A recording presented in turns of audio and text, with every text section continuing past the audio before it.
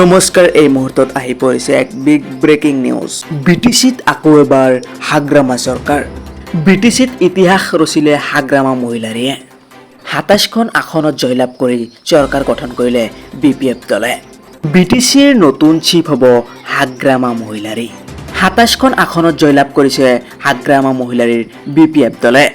হাগ্ৰামা মহিলাৰীৰ লগত UPPL আৰু BJPৰ যেন কোনো তুলনাই নাই। ভাৰতীয় জনতা পাৰ্টি আৰু UPPL যেন BTCত শূন্য হৈ পৰিছে।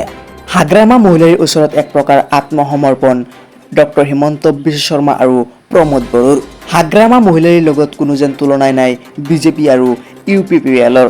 একক সংখ্যা গৰিষ্ঠতা লাভ কৰি হাগ্ৰামা মহিলাৰীৰ BPF দলে চৰকাৰ গঠন কৰিছে। BTCত এইবাৰ চিফ হৈছে হাগ্ৰামা মহিলাৰী। ২৭খন আসনত জয়লাভ কৰিছে হাগ্ৰামা মহিলাৰীৰ দল BPFে। আকৌ এবাৰ BTCত হাগ্ৰামা চৰকাৰ।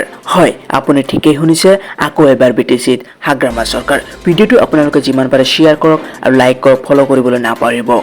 ধন্যবাদ।